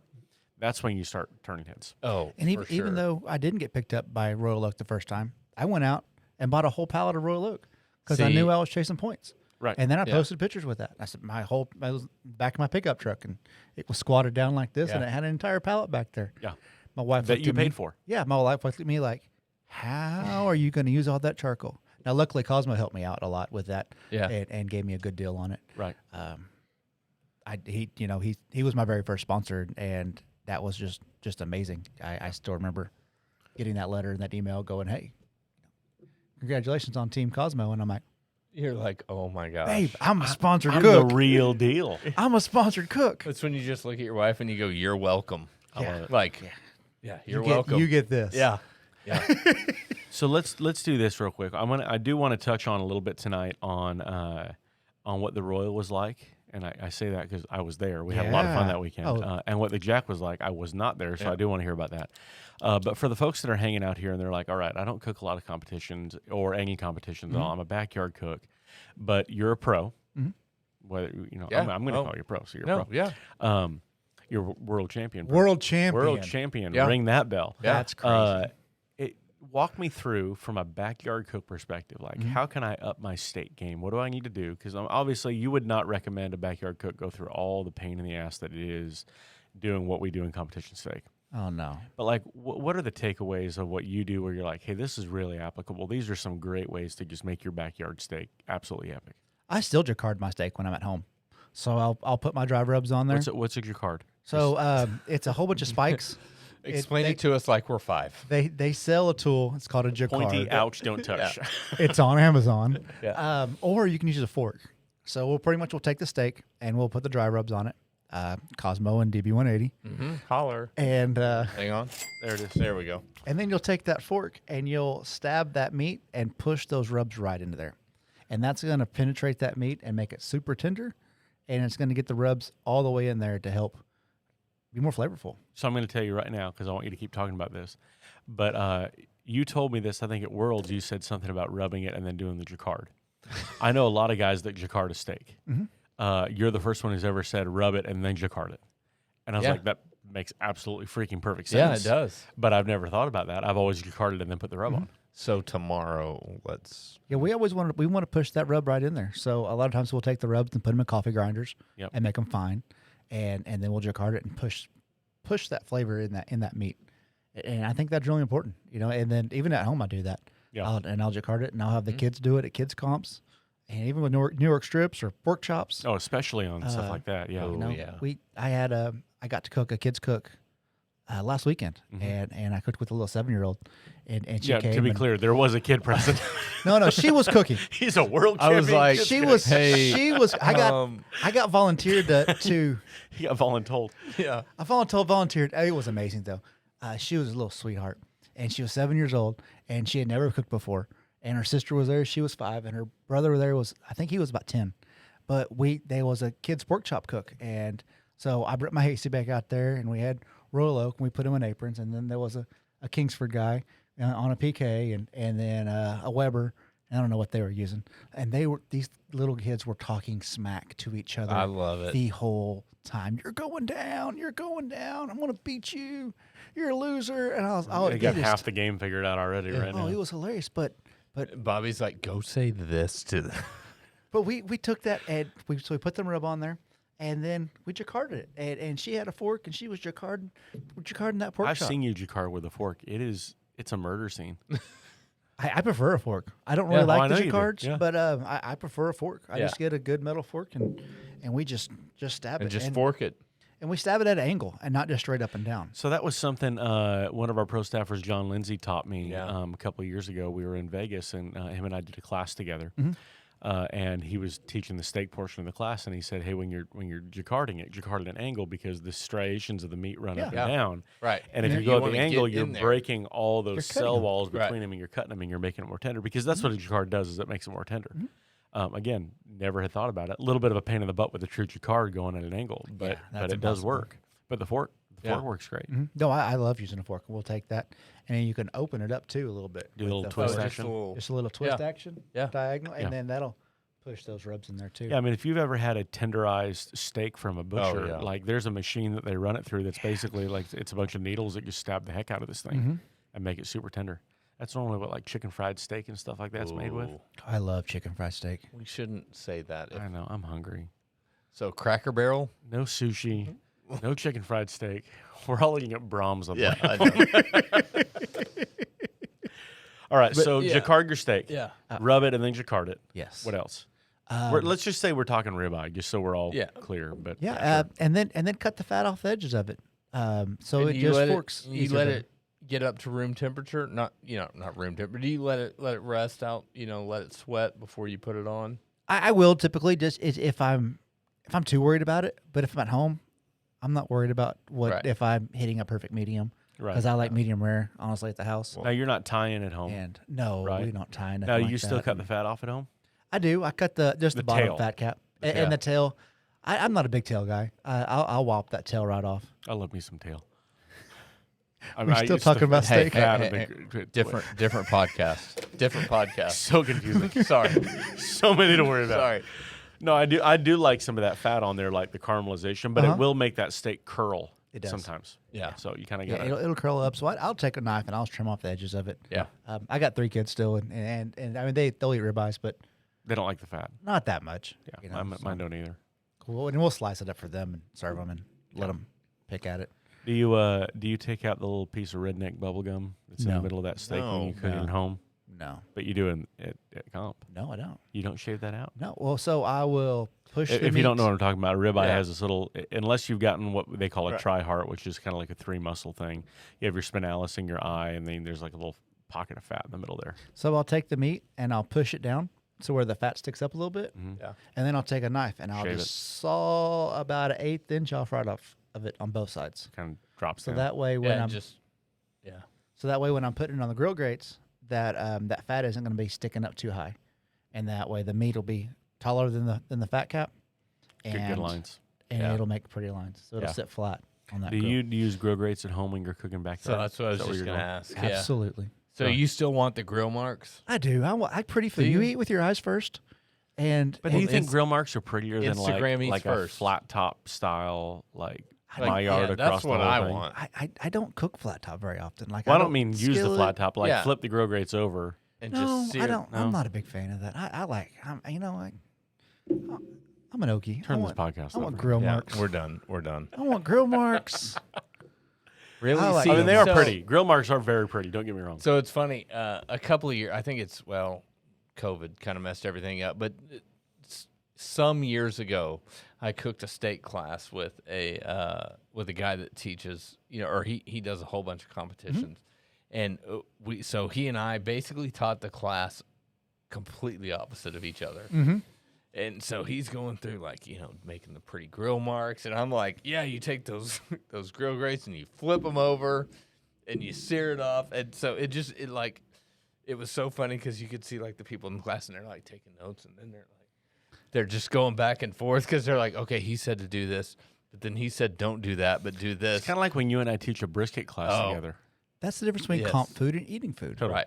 So it's two But different that's things. interesting to me because I would have, if you would have asked me before this, and you would have said, "Does Bobby do the grill marks on his steaks at home?" I would have said, "No, no way." Oh, So- I've got I got 2 full sets on my legacies because I'll do steak for sheepdogs too, and I've got 2 full sets for each, and then I've got them on the Ranger, I've got them on the 250.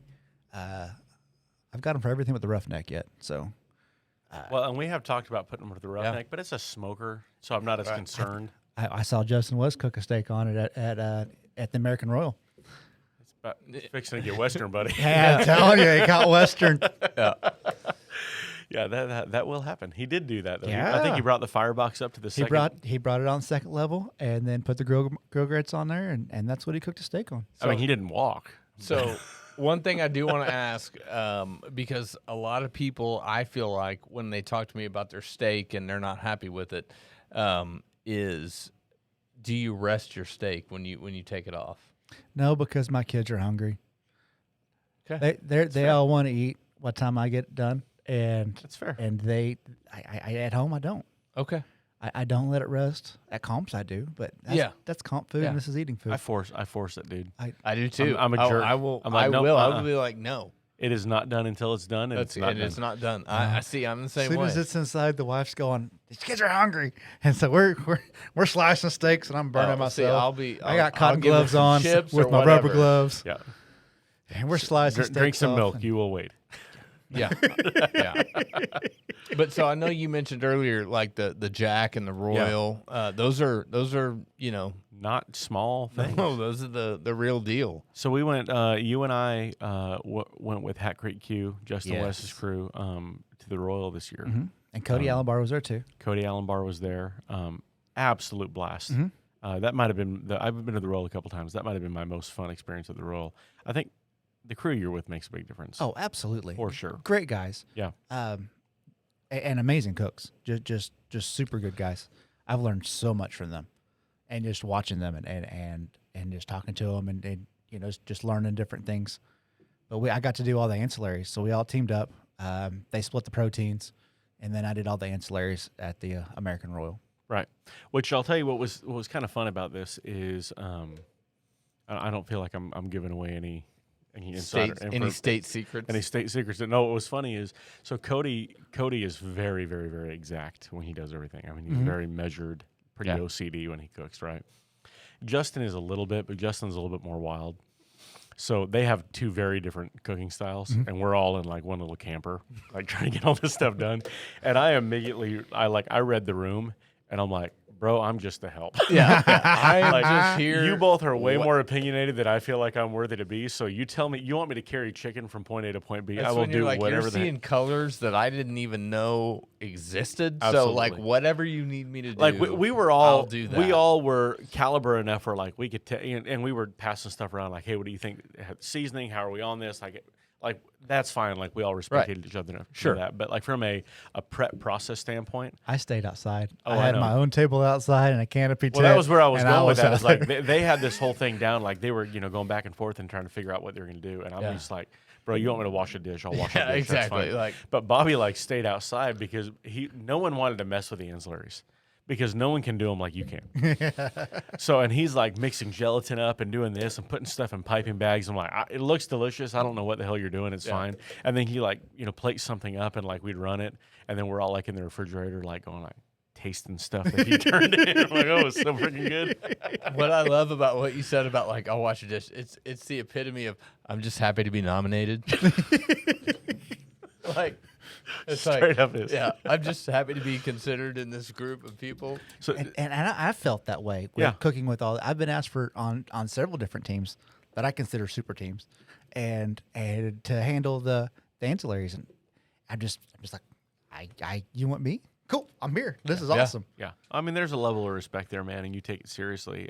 Yeah. But the main thing, I mean, you told me this early on, is like you said, a little while ago, you value like very basic, common things, like elevated. Yes, I want to make it very eccentric. So it's going to be a sweet potato pie, but it's going to be the prettiest, most cool looking sweet potato pie you've ever had in your life. Like it's going to be a chicken wing, but it's going to be a freaking work of art. But when you taste it, you're going to be like, that's a chicken wing. Yeah. Right. Well, we did that sweet potato pie, and we just deconstructed it. Yeah. And then I piped it in. Yeah. So tell us what you cooked that weekend, because that was all. So I did a soup for potato. I did sweet potato pie, but I put gelatin in the sweet potato, and I piped it in like a flour on top of a pie crust leaf with cinnamon sugar on it, and then sounds terrible. So we had the flour on top of the pie crust, and then I roasted a mini marshmallow and put it on the middle of it. As one does. Yeah. So as you do. Yeah. With a toothpick on the fire of the RV stove. You really did. Lighting up that little propane burner. Turning around. Little spinny. Spinny. Yeah. Put that bad boy on there. I said, all right, that looks good. Run it in. Yeah. But you had about half a pound of sweet potato pie mix that sat in that fridge for 2 days. Well, yeah, because I want to make it, and then I want to make sure it's set up. Yeah, only you So keep I was mixing. a little Put worried a little bit about more it. gelatin, put a little less. I add, but I'm pretty sure Justin and Cody and I had ate a pound worth of that on our own. Just you'd walk by the fridge and you open it up and like squirt it on a finger. Go walk So that's why it didn't set up. Y'all were eating it the whole time. It's like, I And can't it think was- he keeps reducing. It was out of the refrigerator the whole time. Put more cornstarch in there and thicken it up some more. It was dang good though. Yeah. And then you did a potato entry that was not sweet potato pie, or was there? No, what that was was it? that was the potato entry. That was the one we got. What was it? We got Seventh, ninth. ninth. Yeah, we tied for fifth, but we lost the coin toss That's right. every time. Every time, like 4 times. Yeah, it did. That's how that works, by the way. Yeah, so the case of BS, if you have a tie, they do a automated coin toss, so it just goes down. There's like a goes 5-way down, tie. goes down. Yeah. So we'll call fifth. But it was There you go. Yeah. But regardless, like you had a crap ton of teams that were there that weekend. Oh. We did a dessert with chocolate and strawberry parfait type thing. That was good. And Turkey we did turkey tacos. tacos. That's right. So Remember You what I fried did. it. Say You that fried again fast. turkey. Turkey tacos. No, you fried turkey. That's right. I You did did fried fry. I was turkey trying. tacos. It's been so long ago. I know, didn't it was remember a what while I ago. did.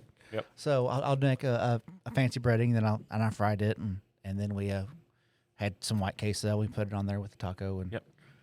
it didn't walk, but it was darn It was good. good. Yeah. We ate it. But We ate it for a little while. It didn't Very walk, edible. but it ate. And at that point, because that was like the last day, it was the last turn-in, wasn't it? yeah. At that point, we're like, empty the fridge, drink all the beer, just- like it. yeah. Done. Use whatever's left. Right, for sure. Yeah. So Royal was a big deal. Oh, But it then was you got huge. invited to go to the Jack this year. I did. So the Pirates of Barbecue Bay. I did my very first barbecue comp with these guys back in Stillwater, and he was asking me ancillary ideas and this and that, and Mike said, "How about you just come and do it for me?" And I said, "Done. I'll be there. I don't know when it is." I told my wife, I said, "I'm going to the Jack." Yeah. I don't. She's like, ask me all these matter at that questions. I said, I don't know. I didn't ask any of these questions. I said I was going to the Jack. I'll let you know more when I know Right, more. right. I'm on But the this is way. what I know. I'm going to the Jack. Yeah. So went to the Jack. We did Cook's Choice, and they had a drink category too. And then I did dessert, and then the guys did all the barbecue. So we took third place in the drink ancillary. And We what you did- turn in? Yes. So you got to put on a presentation when you do all Yeah. this. So It's kind of like Memphis in May. Like Yeah. it's not just you walk it in. Like you actually get to talk about it. oh yeah, it was a dog and pony show. Like it was straight shenanigans. Shannon, what? Street Shenanigans. That That's place a with all the great funky name. stuff on the walls. You should have That's a seen it. great band name. There's videos of the speech Oh, I haven't seen these. somewhere. We got to find them. Yeah. It's I love it. it's there. So I had to tell a story of how our team incorporated Jack Daniels. So I told him how the Pirates met Mr. Jack Daniels one day with It's a like telling a hurricane. children's story. Oh, It's, it was. It's amazing. That's exactly what it was. Yeah. It was just a bunch of silliness. Yeah. So we got third place in that, and then Cook's Choice. I don't know. I think we got 20th or something right there out of 60 teams. But so that wasn't great. But then we did dessert, and I made an apple pie cheesecake, and so they're calling all the names. And I really liked it. I loved it. I thought it turned out. You getting hungry again? Yeah, we keep talking about all this stuff and it's not here. It's just, It's been a long day. yeah. Didn't get a lunch break. Our pets' heads are falling off, and there's no food here. Sounds like you need a Snickers. We need something. Yeah. Anyways, go ahead. I'm sorry.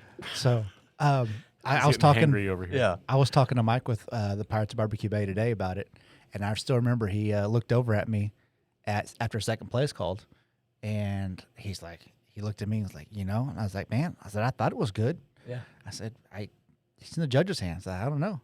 And then they called her name, first place, and it was amazing. It was so cool. All these cooks because all the cool people were there. Like Yeah.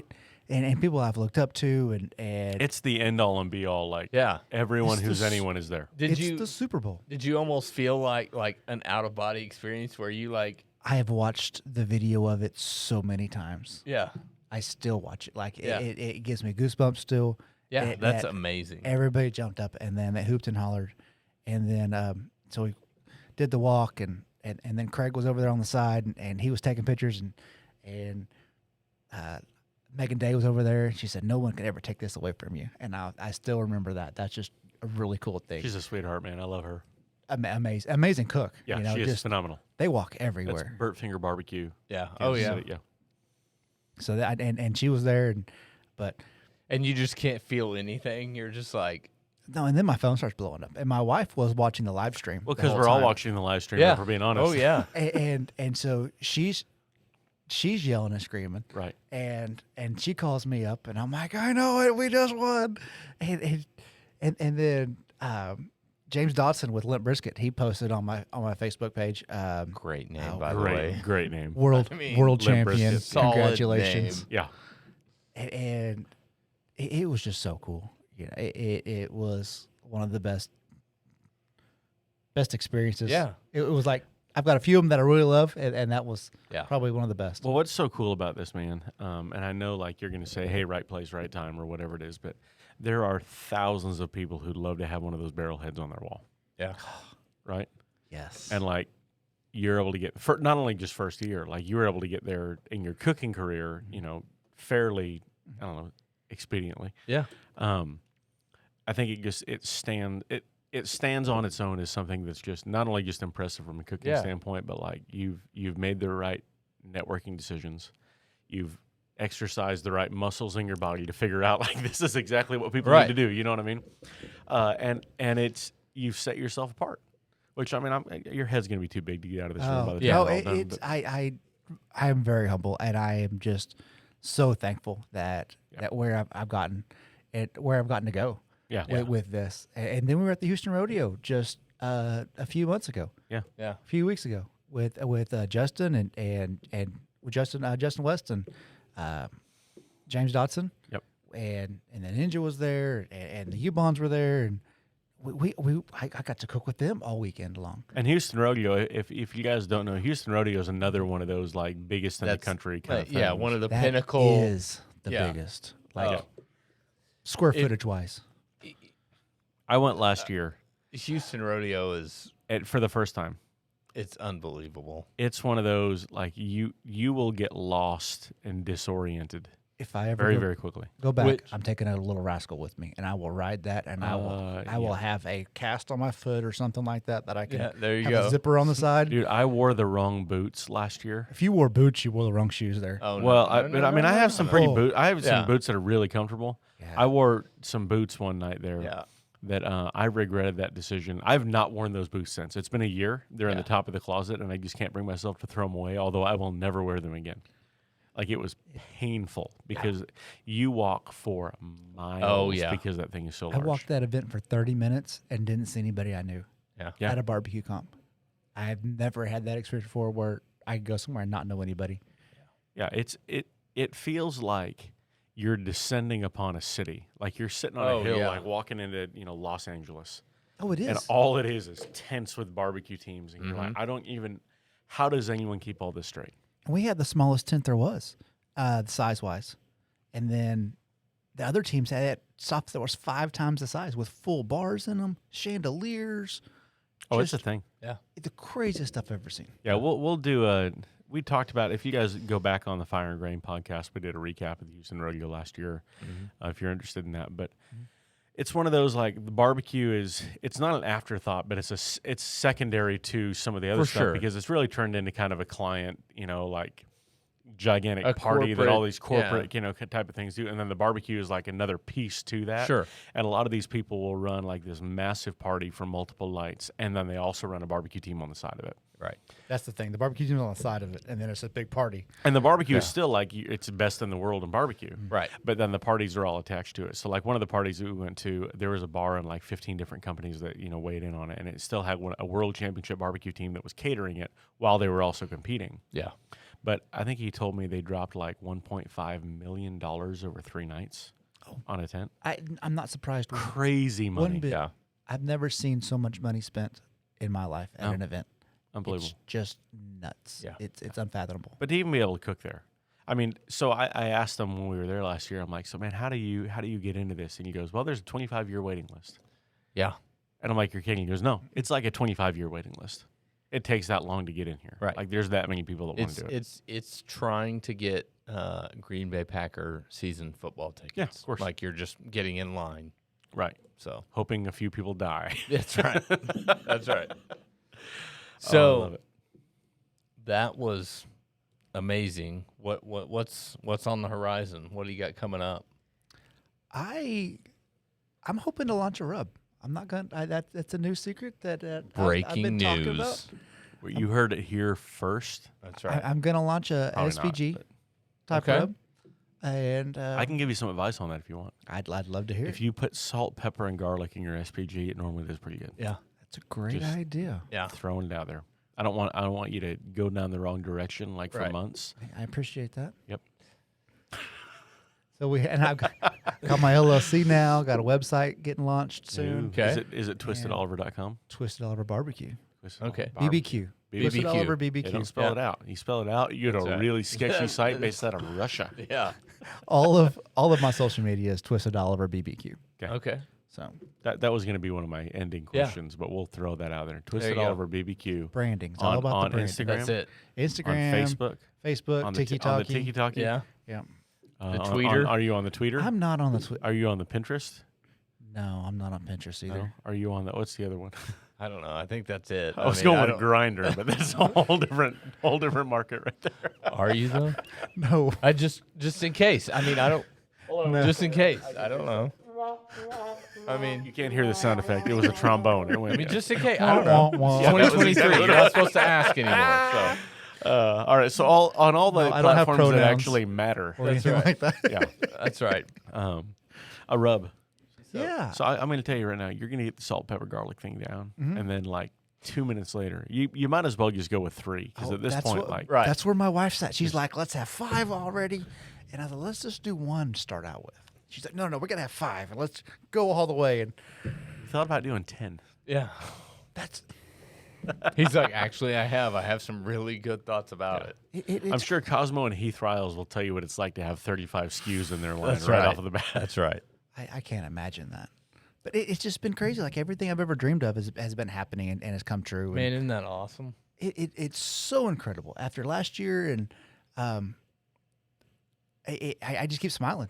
Yeah. Winning a world championship and getting to be on these super teams has just been incredible. Yeah.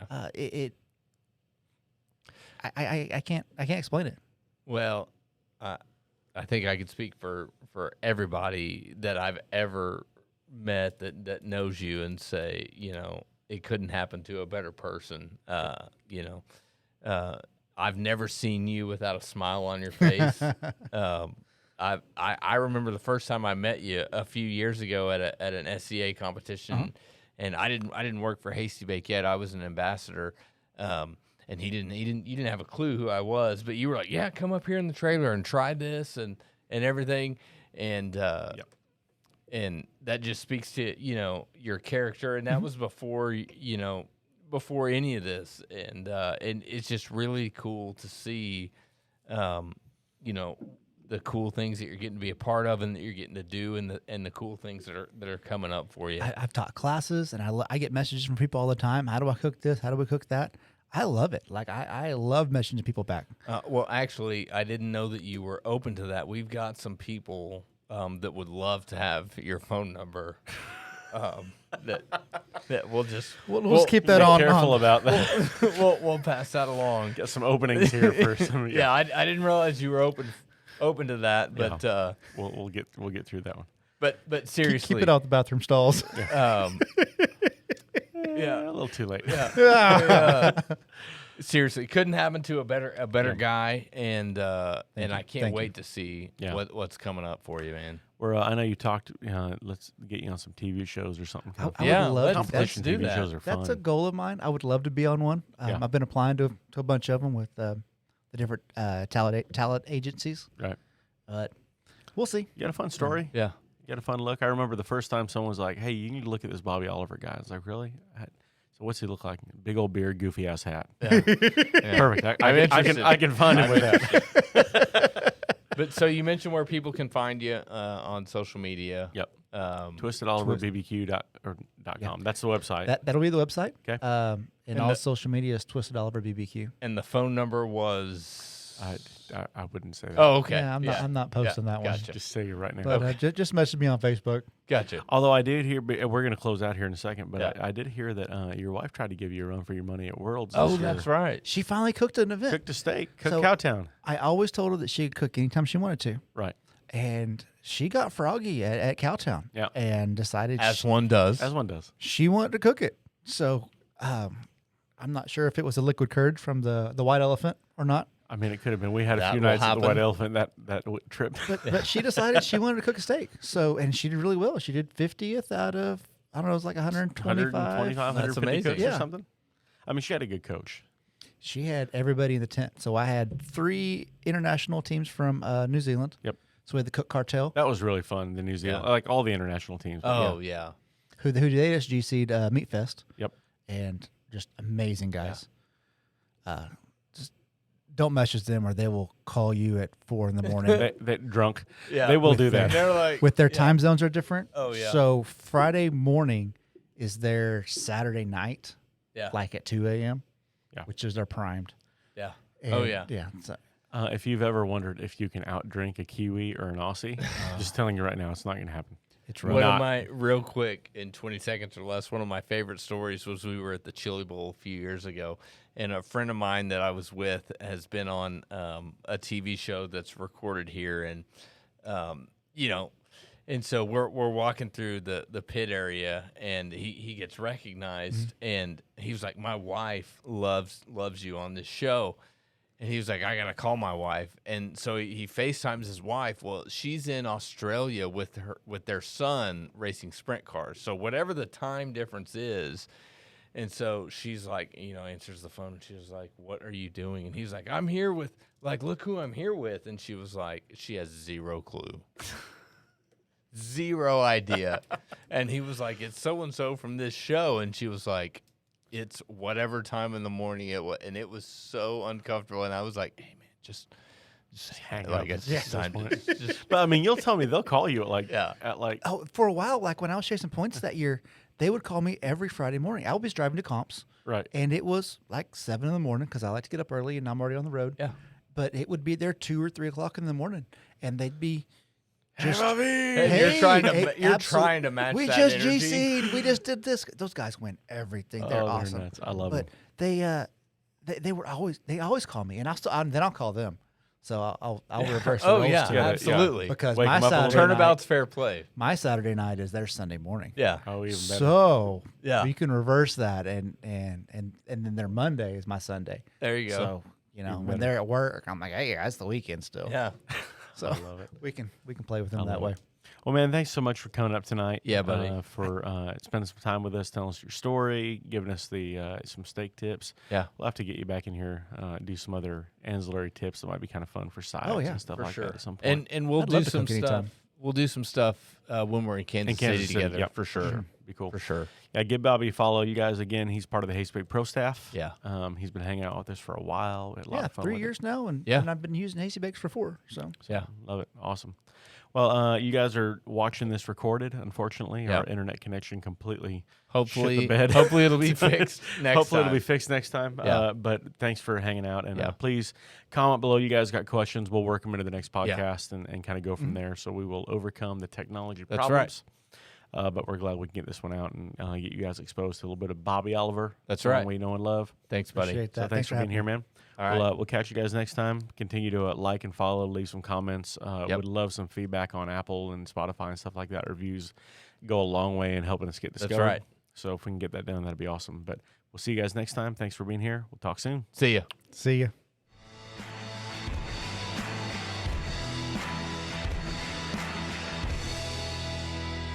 Wait a minute, Pop, wait a minute. What's your best whiskey? Kentucky bourbon, 11 years old.